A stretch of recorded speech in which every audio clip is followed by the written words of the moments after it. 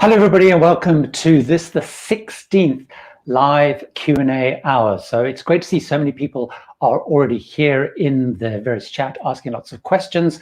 But if you are brand new to the channel and you join the live stream for the first time, I thought it's probably worth just doing a short introduction because I haven't done that before. So I'm Gary Bembridge, Channels Tips for Travelers. My goal on this channel is to make it really easy, really simple for everybody to turn their cruise vacation into something really special, an incredible, memorable experience for you and your family every time. And I do that by pulling all my cruising experience. Been lucky enough to do 77 cruises to date. Without pandemic, we've done many more. And the idea is to provide tips and advice that you need to do just that to really have a great cruising experience. So if you're new here, fantastic. All the regulars, see lots of regulars in the chat and look forward to chatting to you and answering all your questions. If you're watching this live stream afterwards, which a lot of people do, thanks for doing that as well. And of course, you can skip through and look at all the different and various questions. Now, I've seen lots of questions coming in, lots of regulars, Innocents Abroad, Heather Travels, I've seen Hetty, I've seen Paul and Carol, loads of people. As I've mentioned to you before, I will keep waving. I'll also keep checking on my iPad because, as I said before, the actual software coming up as it does, it seems to show the some of the chat, not all the chat. So I want to make sure that I don't miss any of the questions. So let's get absolutely stuck into the questions. One of the things, and I don't think it's going to come up here, was a question. Here we go. Heather's asked. Heather, can you please explain to everyone why cruises to nowhere out of the United States are illegal? Some seem to think this will be possible. I keep having to explain why not, and then you do. Heather does talk a little bit later around at one point they were kind of allowed, so booze cruises were allowed. So the reason for that, and it's really important as Heather raises, because it's not only around cruises to nowhere, it's also why the whole Canada situation is a bit of a mess at the moment. So in the US, there is an act which is called the PSVA, the Passenger Vessels Services Act. I always get the mixed up, but it's the Passenger Vessels Services Act, and it dates right back to the 1800s and the late 1800s, and it's different to the Jones Act, which a lot of people will quote. That act says that unless a ship is built in the US, is flagged in the US, and is owned by a company which is incorporated in the US, it falls under US law, it has to, when it's carrying passengers, call on a foreign port in between a US port. So it can't go US port to US port to US port.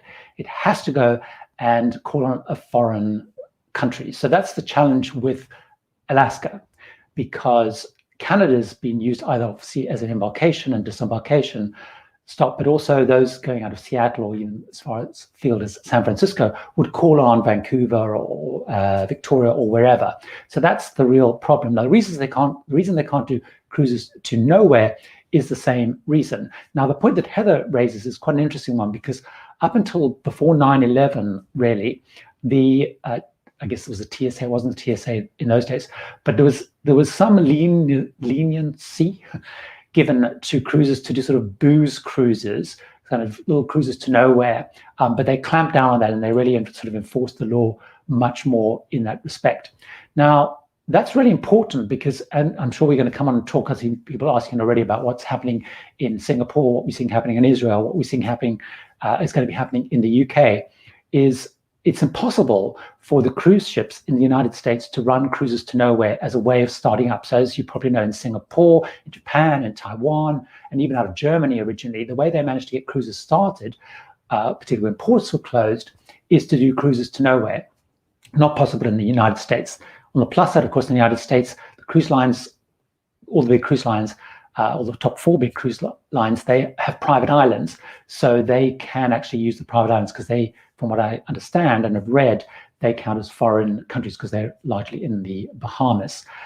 So that hopefully, Heather, answers the question. But one of the big things for real geeks is people talk about the Jones Act. The Jones Act is a different act, and that applies to cargo largely. And the government in the US has given some waivers before on the Jones Act when there's been humanitarian reasons, but never ever before for the Passengers Services Act. I want to pick up on a question. So hopefully that answers that, Heather. I want to pick up on a question which somebody asked, and I might not be able to find it here, so I might just, here we go, Nigel. Nigel, great, always asking questions, joins the live tweet quite often, so I appreciate that. Nigel, hi from Belfast, home of the rather amazing Titanic exhibition. If you're ever in Belfast, it's an amazing place to go. Do you think Cunard will follow P&O and Princess by doing sail around the UK cruises and maybe Virgin to at least start sailing? Now, for those of you who don't know the ins and outs of that, what's happened is P&O Cruises and Princess Cruises, who are going to have 3 ships home-based out of Southampton, they have cancelled all of their cruise schedule, their scheduled or advertised cruises right the way through until September, October time. It varies a little bit based on individual ships. And what they've said they will do is they're going to be doing UK cruises for UK passengers only sometime during the summer. And they're waiting for the final regulations and rules to come out from the task force. So the situation in the UK is we have a couple of key dates because the vaccination program's going so advanced, so well. So we have the 12th of April, which is when a task force on travel is due to report back, which will talk about things like what rules are going to happen around travel, what the expectation is of rules around cruising. On the 12th of May, or maybe the 17th of May, so middle of May, let's just say, travel out of the borders is likely to no longer be illegal. And so that is when travel is expected to start up. Also by that stage, there'll be some views and rules around the role of vaccine passports and what they could be both for use domestically and for travel. And then the goal is ultimately by the 17th or middle of June is that in the UK, the goal is to pretty much lift all of the various restrictions around that have been put in place for coronavirus. The hope is by that stage, the bulk of the population will be vaccinated and a lot of those restrictions will be lifted. So what a lot of the cruise lines are doing is they're eyeing that particular June date as a way of starting up cruising, perhaps with less restrictions, some restrictions, but less restrictions. So the only ones that have announced at the moment are those two. Now, what we've seen Saga doing, what we've seen Fred Olsen do is they've pushed their cruises right back into June, and they're all talking about the importance of that June date. I'm only going to get your question on Cunard. I just want to give some context for people.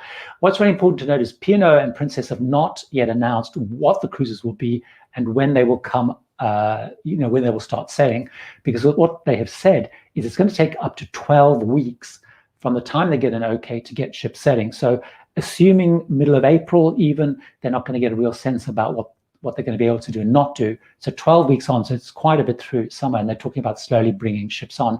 Princess are talking about only doing 2 of their 3 ships, which is Regal. No, it's not Regal, it's Sky, and I can't remember the other one, someone will probably tell me.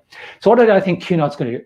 I was, to be honest with you, a little bit like you, Nigel, I think I was expecting Cunard to announce the next day. So we had P&O announce on the Wednesday, I think it was. We had Princess, sister line, of course, to P&O on the Thursday, and I was expecting Cunard on the Friday. No news from Cunard.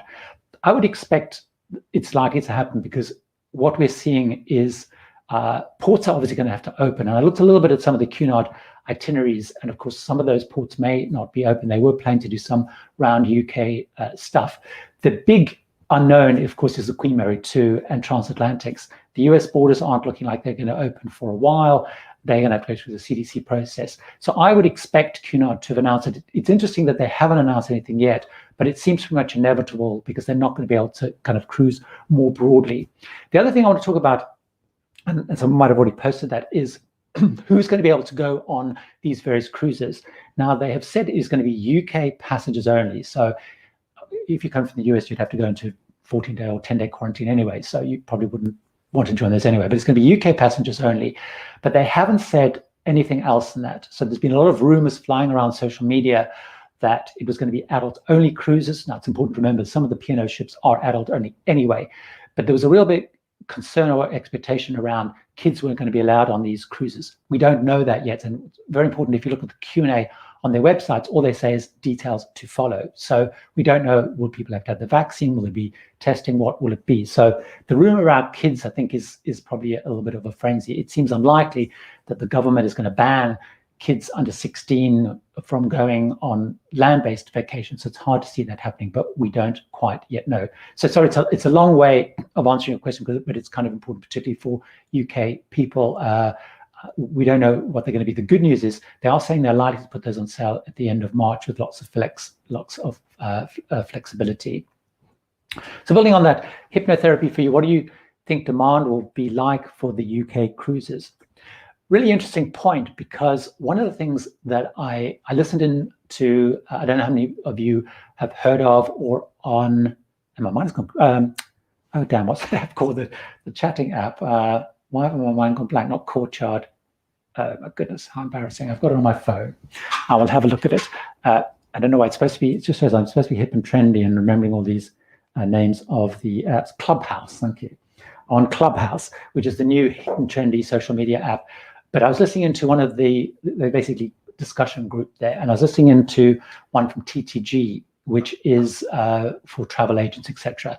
And they were talking about that. And what the travel agents are saying is they've seen a lot of interest, high degree of interest in those UK cruises for a couple of reasons.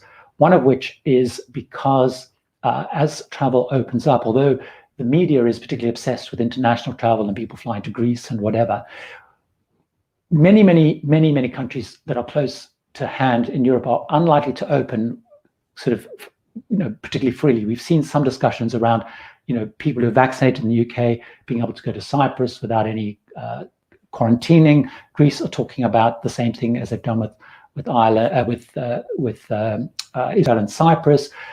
Spain are talking about doing it, but the EU as itself has not had a rule on that. So there's a real sense of actually how much will people want to go abroad, how safe will people going abroad after all the chaos of last year with restrictions being brought in and people having to cancel holidays at short notice. So there is huge demand for people to stay local and do local vacations, and a lot of the places are being booked up, particularly in the key times. So if you want to go and hire a villa or a house or somewhere around the UK in the key holiday periods, it is getting very full and prices are edging up. So what they were saying is they're seeing a lot of interest from families, especially looking for a UK break and looking for options that are perhaps a little bit more cost effective. So I think demand is going to be pretty good. Now, what we don't know, of course, is how many ships they're going to bring on. We know on Princess they're going to have 2 ships, but we don't know how much of the P&O fleet is going to be coming on stream. Interestingly enough, Royal Caribbean, when asked about that, because they have some ships out of the UK, the guy who runs Royal Caribbean out of the UK was more not really sure. The challenge they have is, I think it's Anthem of the Seas is one of the ships, or those sort of big mega ships. The problem they have is there are very few ports around the UK that they can get those ships into.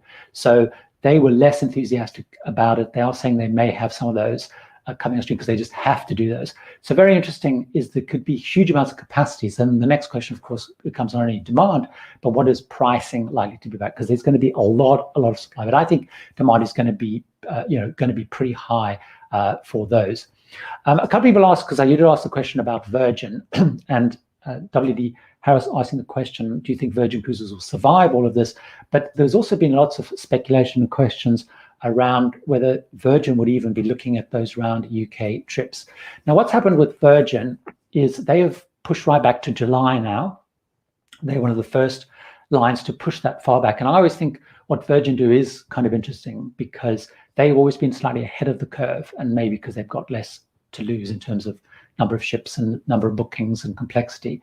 But they moved into July. So there's been lots of questions around what will they do, both with Valiant Lady and with Scarlet Lady. There doesn't seem to be, I haven't picked up any enthusiasm around doing UK kind of stuff. I think a lot of it will depend, I guess, on what happens with the timing of the CDC. The CDC a while ago said it would be a few weeks before the guidelines for running test cruises is going to come out. That was early in February. Nothing has happened on those. We've seen Royal Caribbean, of course, basically looking for other options to open, getting a bit fed up with what's happening in the US. Do I think Virgin will survive? Virgin are actually very well capitalized. I'm guessing Bain, who put up a lot of the money, are kind of really, really stretched, struggling, but they do have ultimately pretty deep pockets. We saw, although Richard Branson obviously only doesn't have a massive share in it, but they did find ways of refinancing that. So I think they probably will survive in some form. What we have seen consistently, and we've seen it again this week with all of the cruise lines putting more shares on sale, raising more money, the ability to raise money from financial institutions it can be expensive, but has not been a challenge because the view is cruising will come back. And I think they're being more and more buoyed by the news they've seen about future bookings, but all of the lines have been talking about, the things. And Kirsty enjoying their beer with Bembridge. Good, you're enjoying it. I'm on the hard stuff. I'm on the tea, so rooibos tea. So there we go. So let me go back and check, because I've spoken on a couple of those. I want to make sure I haven't missed any of the questions. Lots of people talking here about still doubts around things like the Mediterranean. Hetty talking about got a med cruise on the Westerdam.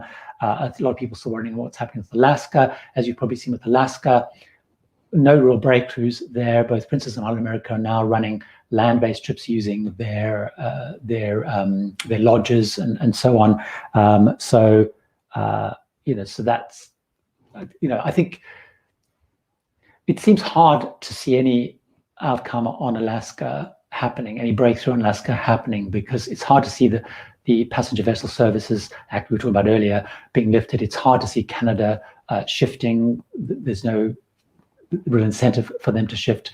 And I think you're right. A lot around, the Mediterranean. I have 2 Mediterranean cruises still existing, which haven't been cancelled yet. I have one in June with Viking, which is out of Italy into Greece. Greece, of course, trying to encourage cruising, opening more, though they've just gone into further lockdown this weekend because cases are rising. So we'll see how that shakes out. And they have another one in July with Celebrity Apex. Celebrity Apex still across in the Caribbean, no signs of it moving across to Europe yet. And I'm a little bit like Hetty and other people. It feels hard to see it opening. Europe is still building up its vaccine program. It's relatively slow for all the well-publicized reasons. It's going to be quite far down. It's going to take quite a while to get there. And so we're seeing in the EU a few countries really focusing on vaccinated travelers, land-based seems to be the focus. It's hard to see many other cruise ship ports opening. Of course, cruise ship ports like Guernsey this week also just said they're not going to take any cruise ships in 2021. So there's still all that issue to go. So I agree with you. I feel like I feel like that's an issue. I want to touch back. Maybe I'll just read that. So someone is talking about hypnotherapy again. Just coming back to the UK cruises. Gary, will the UK cruises have stricter travel capacity? And if they do, will there also be reduced crew numbers? So basically, we don't know the answer yet. We're waiting for it. The protocols that were agreed for cruising to resume in the UK, which have been agreed with Maritime Minister, so been agreed in principle, they were put forward by CLEAR. They're exactly the same as were proposed, have been used in Singapore. They're being used, they will be used on Odyssey of the Seas out of Israel. They're the same as being put to the CDC, which is about reduced capacity, mask wearing, 100% testing before people get on board, social distancing, etc., etc., etc. On all of those cruises, though, the crew numbers haven't been significantly less.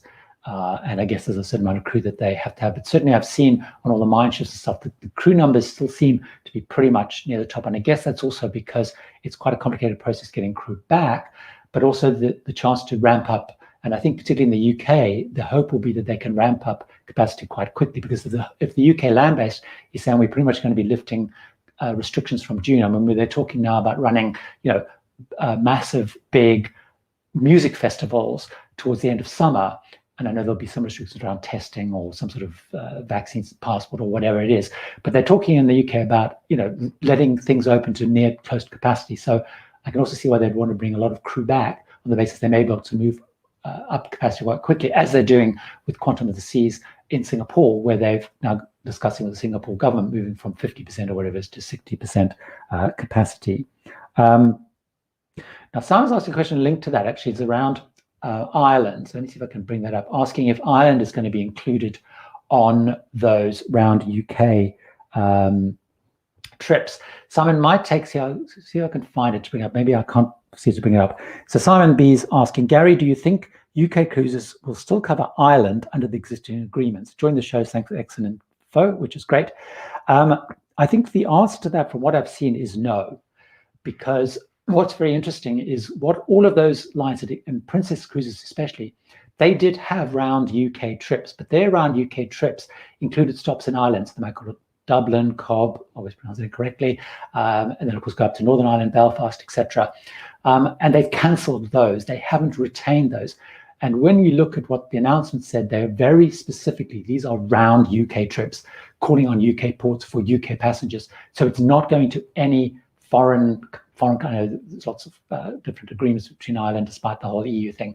So my impression from what they said, we haven't seen that itinerary yet, but I would be very surprised if we see places like Dublin on the itineraries just because of the restrictions that they're going to have to kind of operate with. And Trevor is asking more generally, will we need COVID passports? Now, I'm not sure if that's specifically UK or more generally. So let me just talk a little bit about that, because that is really, really hot. And actually, sort of as a bit of a plug, the video that's coming out tomorrow evening on the channel is around the whole area of vaccines and passports and all sorts of the questions and all the complications around that. So I've got much more detail there. But in terms of the COVID passports, the answer is, will we need COVID passports?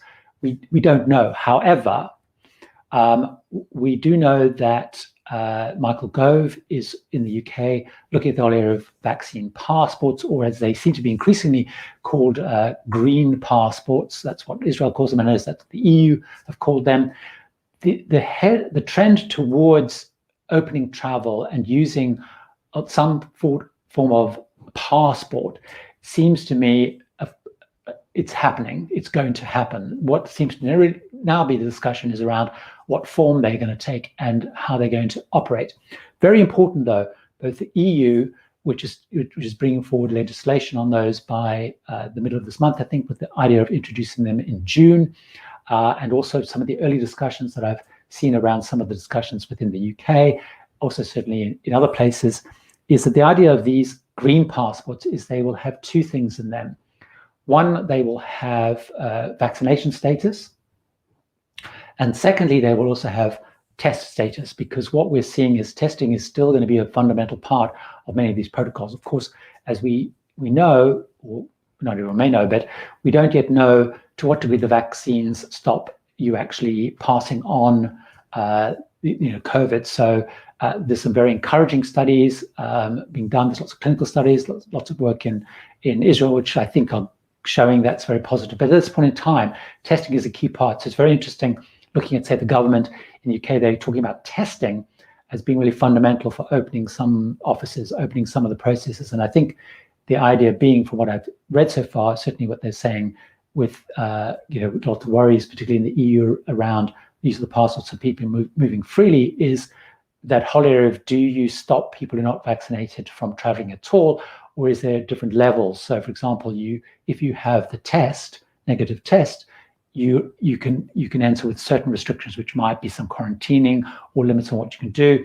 If you've got the vaccine, it's more open. So, for example, Cyprus, the Cyprus-Israel Greece deal says that if you have a vaccine, which you have to have before you can go on the cruises actually out of Israel, because they're using that green passport, is you can basically, it looks like they're not going to have those cruise line only excursions. You're going to be able to go out and explore.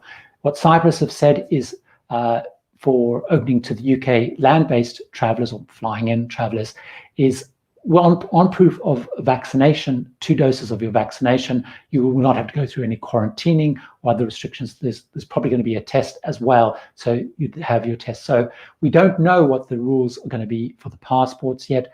We won't know that, I don't think, until April, actually when it gets reported back. Testing absolutely will be part of it, because that's a commitment. I think the gut feeling is it's likely to play a role. We don't know. Of course, we know that Saga is the only one to do it. So will there be some sort of technical based thing? Testing is absolutely going to be key. But I think, and that's a lot where the discussion came around, kids, not kids, will they be allowed? Because obviously kids under 16 can't be vaccinated. So we don't know that, but certainly, certainly that will be the case.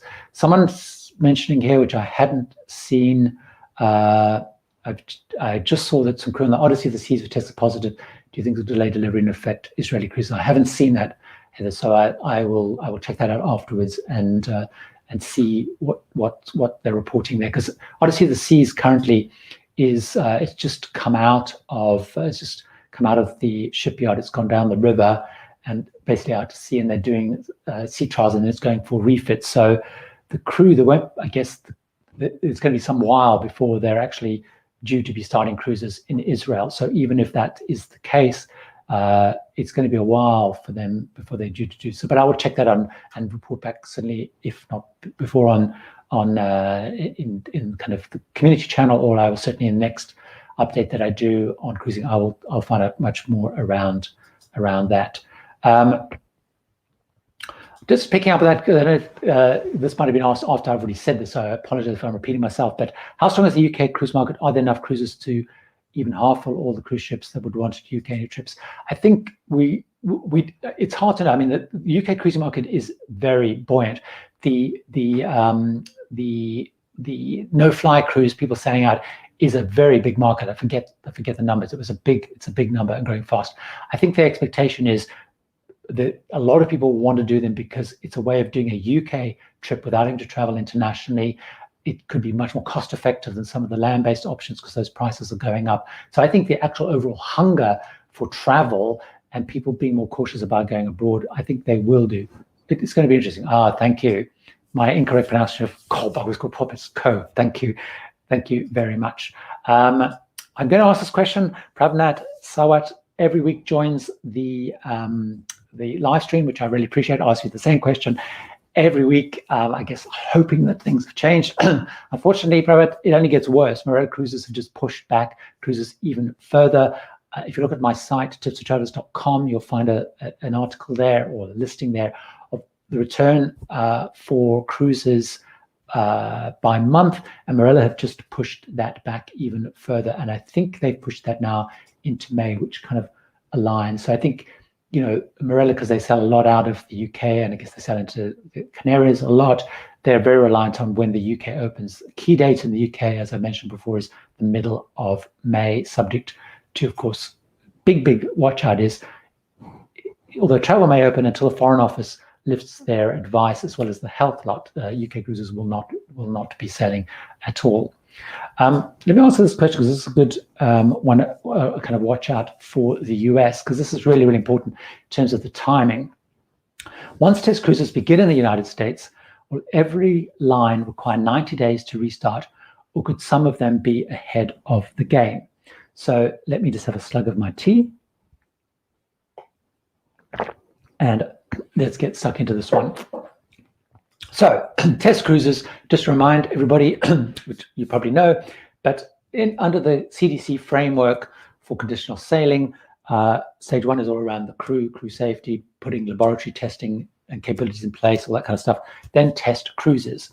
And the test cruises have to be run so the CDC can observe, check all the protocols, see if they're working, both embarkation, disembarkation, et cetera. Now, what's really important is that once those test cruises have been successful, and they have to be done ship by ship by ship. So this is a really big logistical exercise. So every ship has to go through the process. It's not cruise line by cruise line, it's ship by ship by ship. Then it's going to take up to 60 days from the completion, or successful completion, before the earliest you're going to get a license to start sailing. So coming back to timing, because I'm going to come back to a 90-day timing in a second, because it's a slightly different point, but it's going to take 60 days from the end of those cruises to being able to start sailing earliest. So let's say we do test cruises, earliest going to happen end of March now at the rate they're going, because they haven't even got to March. You're talking about April, May, so into June, July, and so on. So Sherry's point, I hope I pronounced that correctly, Sherry, the 90 days is really interesting in relation to the United States, because you're right. What some of the cruise lines have done is they've moved ships back into the US to get them into that first part of the process, so they can start going through that whole process. Some of them have moved a lot of crew back. So Norwegian had basically filled up ships. They realized it's taking too long, and they've now sent all their crew basically back. But what they've done with the ships is they've started to crew up some of those ships. So they're kind of not so much cold layup, they're kind of building up the numbers on those, so they can ramp up much quicker. So the 90 days is from when they're saying you can do it to go. So what Norwegian cruise lines have done is they've basically said, look, it's going to take us 90 days. And Norwegian have taken a much more conservative approach after they've moved all the crew back. And a lot of their ships are still not in the program. So if you look at the CDC site, the great thing about that, Sherry, is you can look and see how many ships are already in the process. And on the site, and what I'll do is I'll put a link to that after this in the notes. But the CDC every week update all the ships that are in stage 1 of the process. And you'll see on there that Norwegian has very few ships in the process, right across all of their lines. So that's across Regent, across Oceania, and across the Norwegian Crew. I think the last time I looked, they only had 3 ships in there. And you have to go through process number 1. So what Norwegian have taken is a much more conservative approach. They haven't started refilling, so it is going to take them much longer. So I think I suspect what we will see is when the CDC issue those guidelines, I think we'll see things like Norwegian start to move more people in, because I think they've acknowledged it's probably going to take a month or so to plan the cruises, decide who's going to go on the cruises. That probably gives you enough time to fly crew back in, get crew back up on board. So I think I would say in the US, from the time that they actually give the okay to start test cruises, we're probably talking a staggered approach. Really, really importantly, though, coming back to your 90 days, is because this has to go ship by ship by ship, what the cruise lines are saying is they're probably only going to be bringing back a ship a week. So Royal Caribbean, for example, what they said, and I think it was Michael Bailey who said that, but I think Frank Del Rio, Michael Bailey is the CEO of Royal Caribbean International, that's a very specific line, and Frank Del Rio looks after the whole Norwegian group. What he said is, we are going to bring back, our thinking is we're going to bring back a ship a week. And that's pretty much the other cruise lines. Arnold Donald of Carnival said they don't expect to get all their ships back in service until early 2022, again, around a ship a week. So what we're going to find is when things start sailing again, when they get the okay, you're going to have a ship coming on board. So they'll have got that all, crewed up and ready to go. The next ship, they'll get that all, as that one's starting, the next one will start. So you're going to see a slow staggering, which is why in my video again this week, I stress to people is, whilst everyone's very excited about the start date, whether it's the UK, whether it's the US, is the start date is going to be a little bit of like a false dawn in a way, because 1 or 2 ships is going to come on stream, and you're probably going to wait. So what I said is, have a look where your ship is. So if you've got, I don't know, whatever, if you've got a ship booked out of Miami or Port Canaveral or wherever, have a look where that ship is.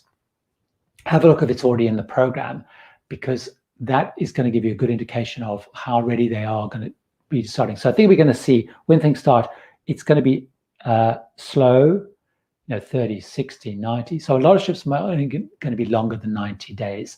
So it's a slightly complicated way of answering your question, but hopefully that did answer the question. I want to touch on KB, because this is a good point that KB is making. KB, again, always asking difficult questions, which is always great. Once flights resume, especially long haul, what will the protocols they will need? And this is a good question to ask, because fly cruise is a big part of cruising, particularly people are flying from the UK to go to the Caribbean, or people come from the US to do European cruises, and so on and so forth.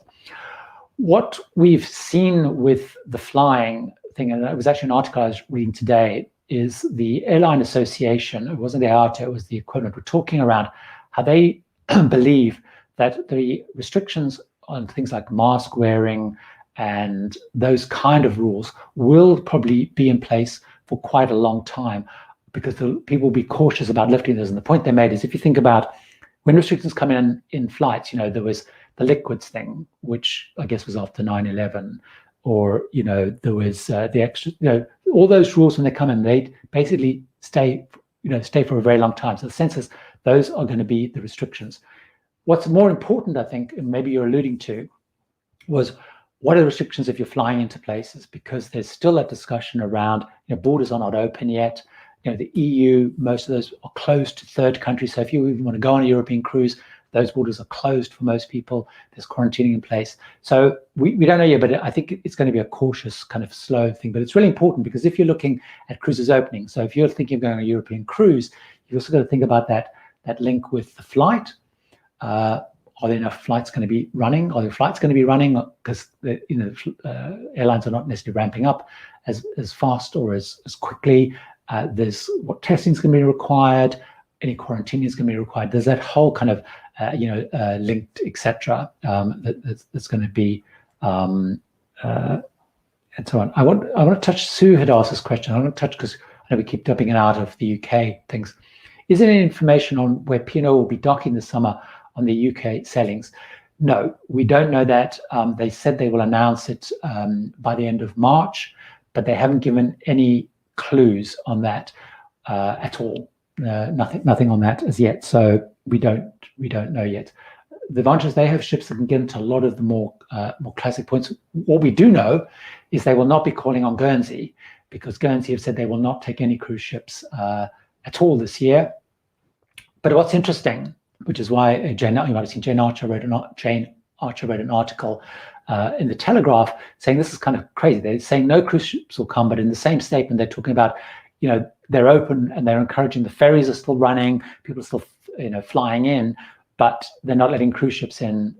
But they're kind of almost letting in relatively free-flowing travel, whereas everyone on cruise is going to have to be minimum tested and have daily health, temperature screens, etc. But they definitely won't be going to Guernsey. So, so Kate was saying, I was thinking about such things as mask wearing and vaccinations. Vaccinations piece, we don't know. That will depend on the country, but masks, they're definitely saying will be the case. Ender's asking about transatlantics. I have a hidden agenda. Let me go back, Ender. So Ender's saying, do you think transatlantics might be possible by November when the CDC guidelines may change? Thank you so much. So Ender, in terms of the transatlantics, you're absolutely right. One of the critical key points could come that point in November when the framework for conditional sailing expires. Now, of course, they could, extend that whole thing, but that at the moment, that means that you can't do cruises over 7 nights. So a lot of the transatlantics, which I think you're referring to, which are the repositioning cruises. So the repositioning cruises, when they take ships, from the Mediterranean and they head off down to the Caribbean, is around about that October, November time. Now, those tend to be longer than 7 nights because they come down and they will often call at different ports, etc. So they are extremely reliant on those changing. Now, the Queen Mary 2 transatlantic is only 7 nights. So one of the big questions is, will they be able to start those running, assuming that the US opens the borders and everything gets agreed and they get to the CDC process? I would say, if you take a look, though, at the pace of vaccinations in Europe, by November, they will certainly be pretty far advanced by November under their schedule. The hiccups they've got should be resolved. The US will definitely on the program be quite far ahead. So you get a sense that by November, you would expect much more freedom of rules around not only the quarantining rules, but also the things like the 7-night thing. So I would say that, if everything goes to plan, it seems highly likely, and also that restriction on the 7 nights. The cruise lines, certainly, they're still selling now cruises for longer than 10 nights. So it does feel, to me, pretty likely. I think what's going to be really interesting is under the current rules, all those ships that are still, so I was giving an example of Celebrity Apex, which theoretically I'm doing in July, but seems unlikely, that it has to come from what is in the Caribbean, basically it's off Bahamas at the moment, to Europe to do that season. Of course, they will not, they may not be allowed to embark passengers in the US because of the 7-night rule, because the 7-night rule is cruises in and out of ports and in and out of US waters to sail over. So they'd have to sail over without passengers. So that's an interesting one to see whether they eventually do all of that. So Lou's, here we are, Lou's updating us on that Odyssey point. Thanks, Lou. The news is that 2 shipyard workers tested positive. They're now keeping all 500 crew workers on the ship and may delay launch for trials. Great. Well, thanks for that. So I'll keep an eye on that. So I guess they are being extremely cautious. So launch for trials, so they were due to do sea trials. I guess what you're saying is it sounds like they're not going to do the sea trials that were due. So that's definitely something to keep an eye out for, and I'll definitely keep up. So thanks very much for that. Thanks very much for that, Lou. Here's a question I do not know the answer for. Sudi, why Alaska cruise port taxes and other fees so high when compared to the Caribbean? Also, is it higher if you sail out from Seattle or Vancouver. So I don't know the answer to that question specifically, but I will find out on the port taxes. The port taxes, I guess, are set very much by the individual countries. And I guess the Caribbean, one of the things that the Caribbean do is the cruise lines historically have a reputation of kind of playing off the different Caribbean islands, because in reality, I'm guessing passengers, as long as they go to the Caribbean and go to Caribbean islands, don't mind which islands they go to. So there's been lots of pressure, I guess, on different Caribbean islands around things like port taxes, the level of port taxes, the various fees to go in there to make it more attractive. So there is a lot of competition, I guess what I'm saying, in the Caribbean, which I suspect will have some pressure on how high you push port taxes. In Alaska, they have an extremely short season when ships come in, and I guess it's a much more competitive market. There's actually huge demand by cruise ships. There's almost like more cruise ships want to go to Alaska. It's going really fast. Then there's, I guess, docking opportunities, because you basically got Ketchikan, Skagway, and Juneau, and so on. So I'm guessing it's competition working in the opposite way. But I don't know. But I will try and find out much more on that. But it's a good question. The port taxes vary a lot. What's very interesting on port taxes, an aside, being based in the UK, I've never really, which is why I don't know the answer to the question, to be honest, I've never really paid a lot of attention to port taxes. And that's because what I realized is in the UK, the way that fares get structured is all of that gets bundled in. And it's partly, I think, to do with the various laws. So, for example, the airlines have to put all the taxes in. So when you look at a flight price, you'll see a flight price. It's only when you delve really in there, split it up by what the airline's getting, what are air passengers duty, what are airport taxes, etc., etc. So in the UK, when you look at a cruise fare, it includes everything. But what I realized is if you're buying in some other countries like the US, for example, the port tax charge, the port tax charge is often a separate item. So you'll have your cruise fare and then you have port taxes. So I guess certainly people in the US and other countries are much, much more aware of the port tax issue.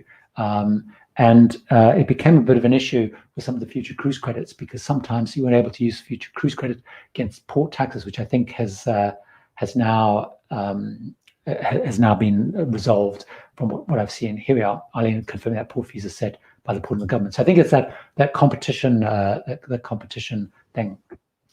Andrew, this is a really tricky question. So let's talk about this, because this is exactly the situation that I'm facing as well. So it's a very live one.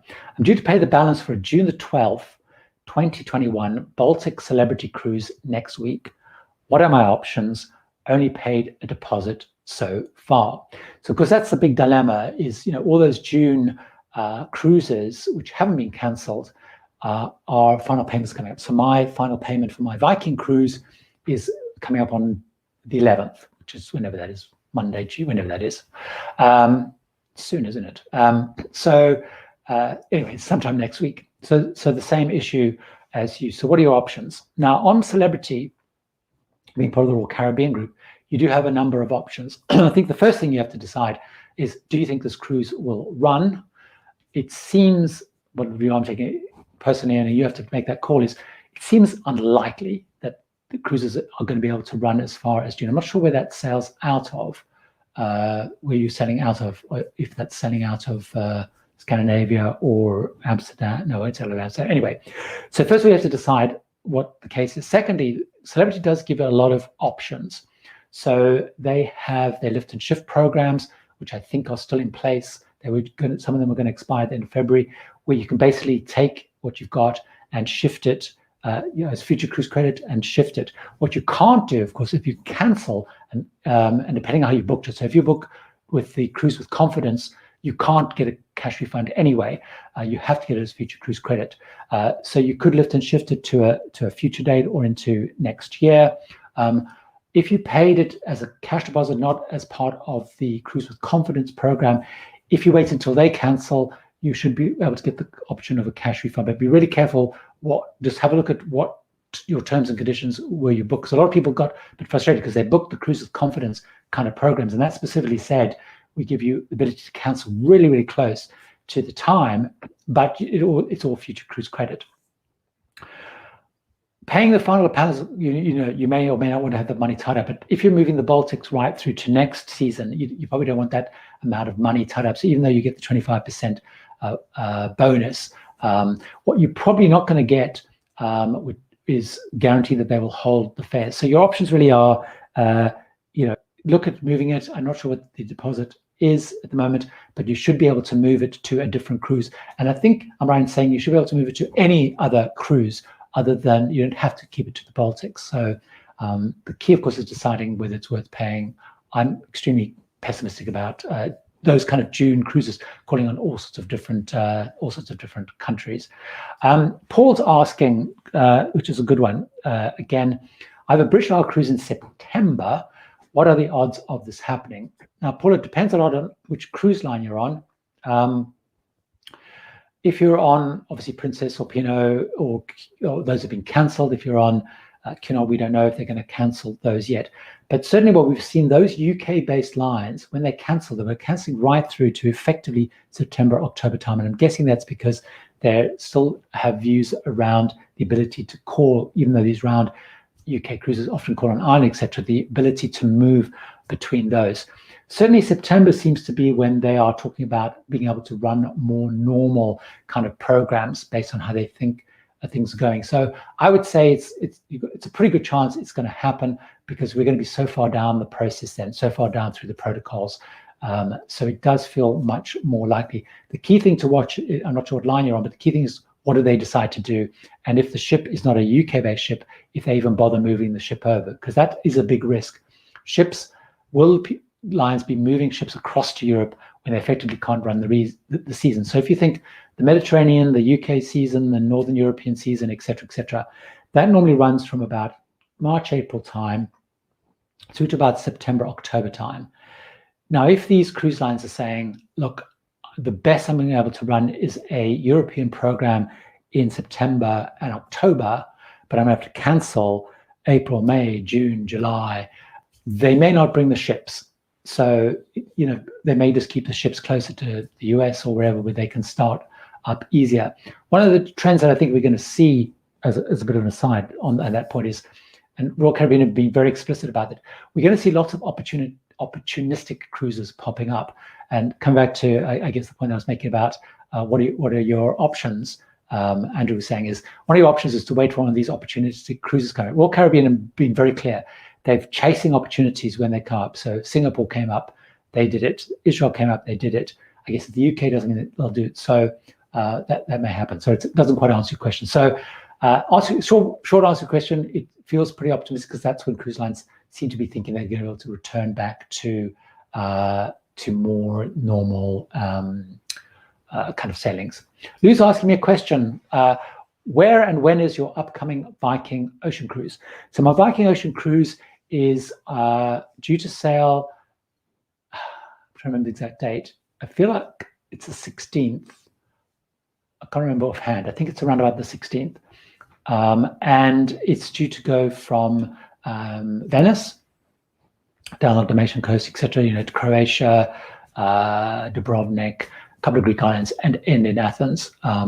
And I can't even remember which Viking ship it's on now, so that probably wasn't very helpful. So it's middle of June, and it's the Venice to Athens, heading that way, because I think they're basically going backwards and forwards.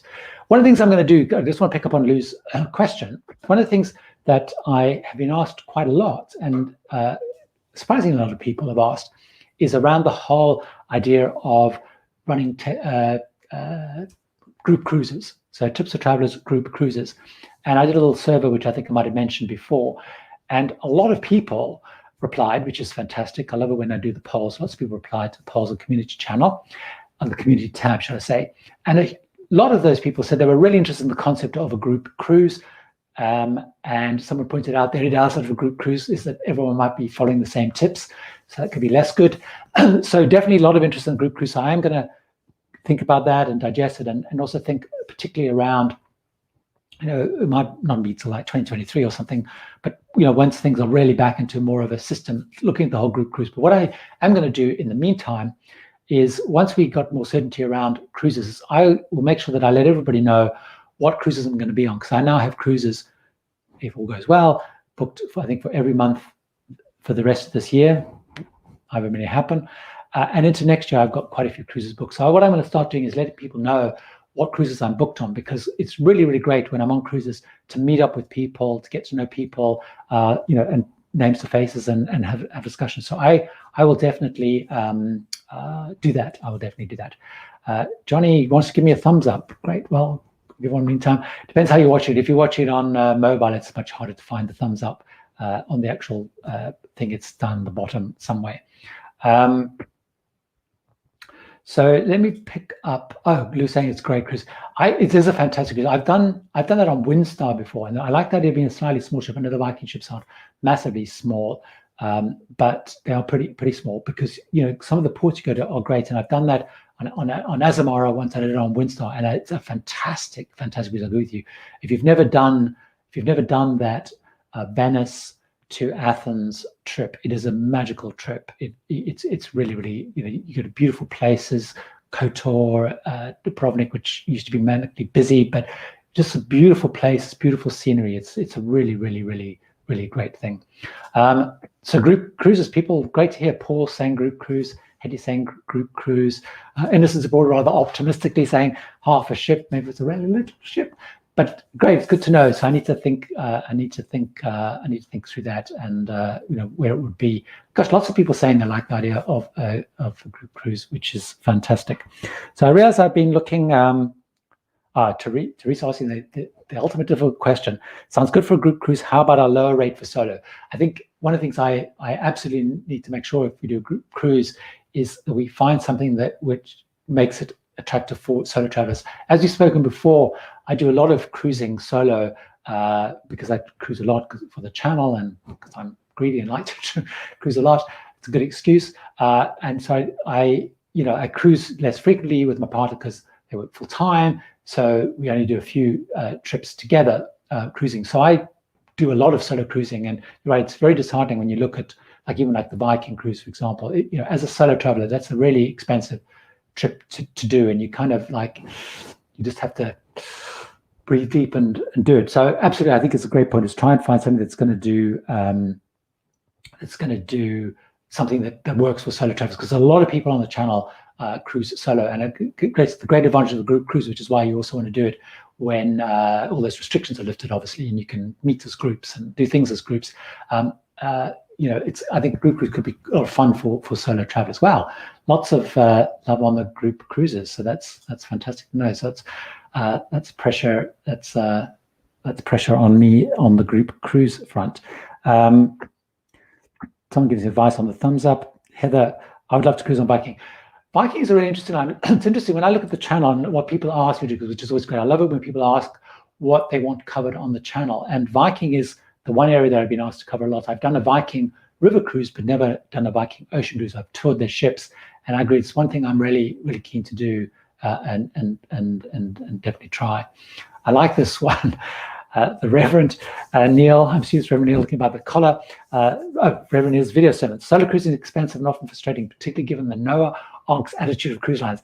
That's a fantastic line. I'm hoping you're going to let me steal that line for a future solo cruise. I never really thought about it before. So Noah is to blame for the optimizing for twos.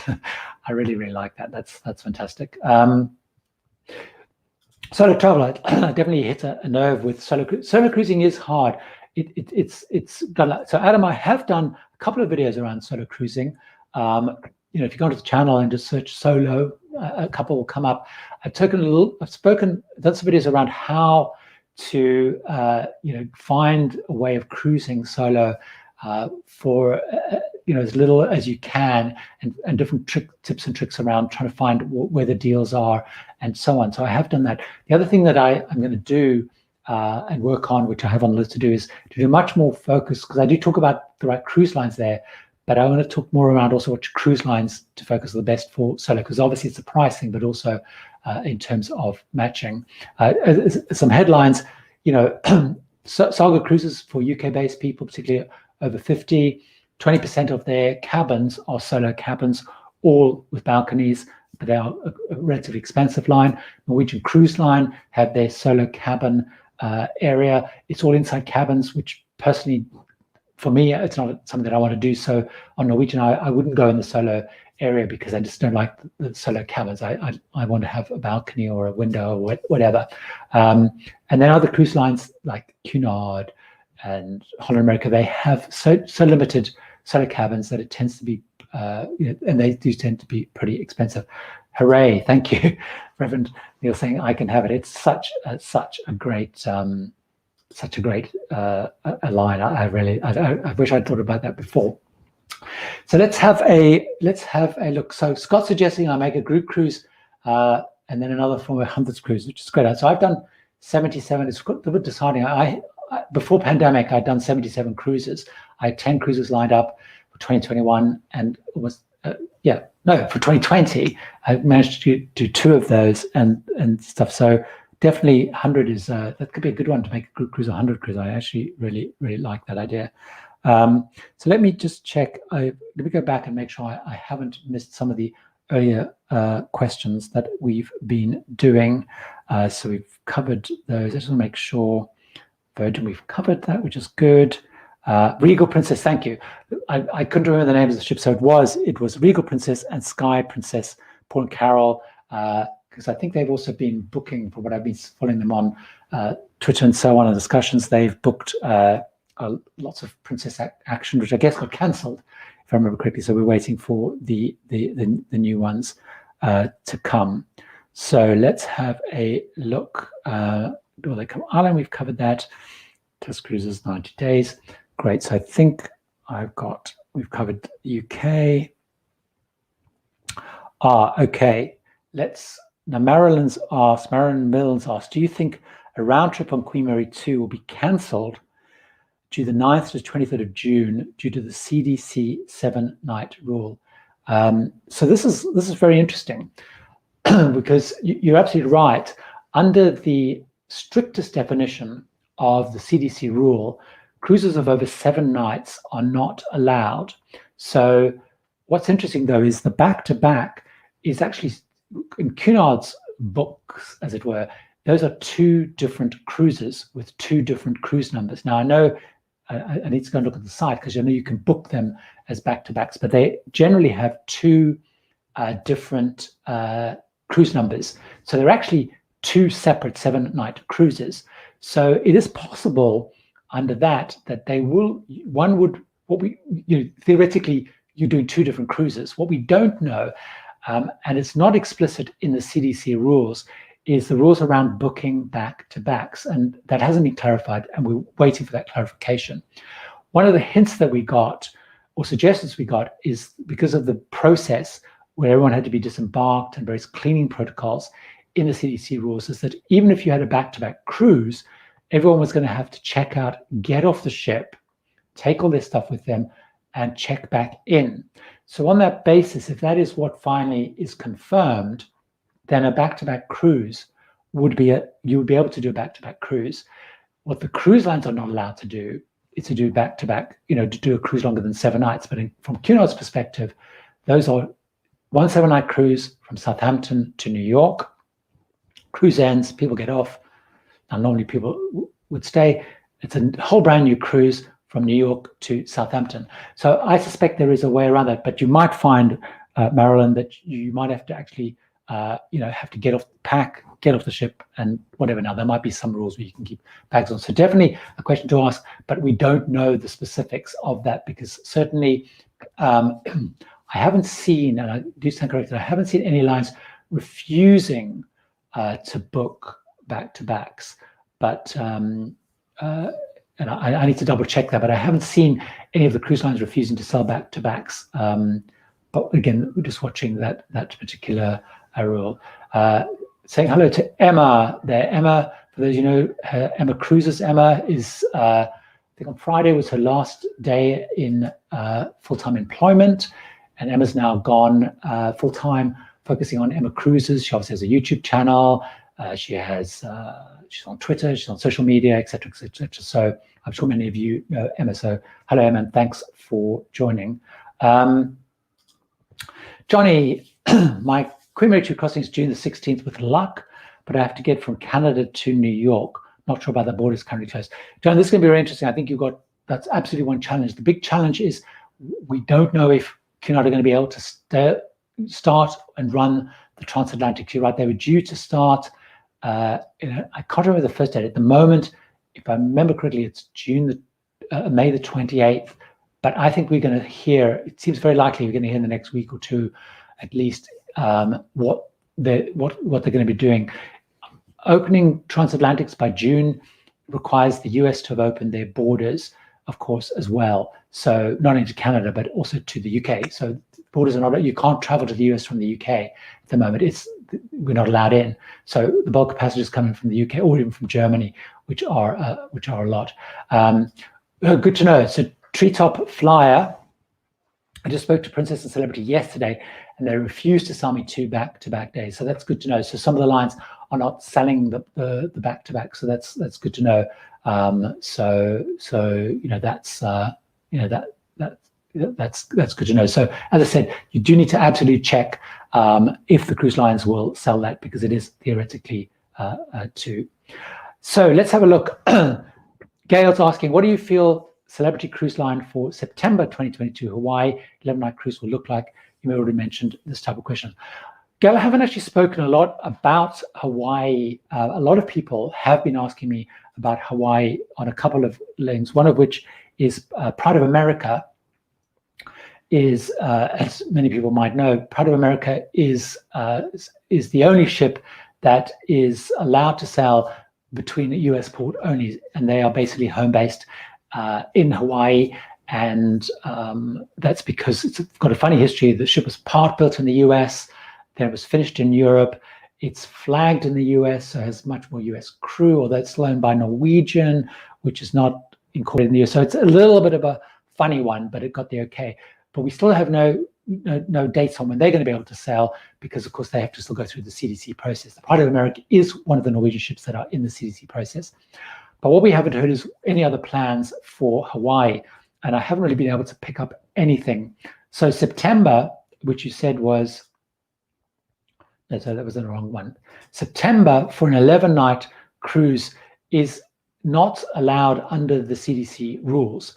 So the CDC rules don't allow 7-night cruises, any cruises longer than 7 nights, up until November. So they don't fall within the rules. So what you probably find is Celebrity might have taken that off sale. So they haven't canceled it yet, but it's still on sale. But if I wanted to go and book that, I wouldn't be able to book it. So you might find that's the case. And they're basically, I guess, they may be waiting to hope that the things move faster and they get lifted. So some cruise lines, particularly later on in the year with their longer cruises, they've just stopped selling them, but they haven't canceled them yet.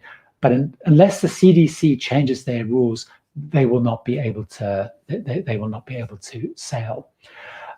So Marilyn, of course, saying, of course, who wants to disembark and re-embark? It's bad enough to have given Brooklyn without luggage. So I agree. That's going to be a key thing to watch. Thanks so much for everyone who's joined. The hour of questions. We've had loads and loads of questions. Hopefully, I've managed to answer as many as I possibly could. I think I've answered most of this. I really appreciate everybody who's joined the cruise. Well, I wish who's joined the live stream. I really appreciate it. Just to remind you, if you want to get more of a hit, Cruise Plans Unravel is the video update video that went up on Thursday. It's on the channel now. I have a new video coming out tomorrow. So again, thank you so much for joining. I really appreciate it. I hope you have a great rest of the weekend. And here's hoping pretty soon that we'll be talking on this around actual planning for cruises, which is becoming more and more close as we look at Israel. We know what's happening in Singapore, and of course, potentially the UK. So remember, the goal of the channel is to help you turn your cruise vacation to something that's memorable, incredible, and hopefully this has helped you. So until next time, cheerio, bye.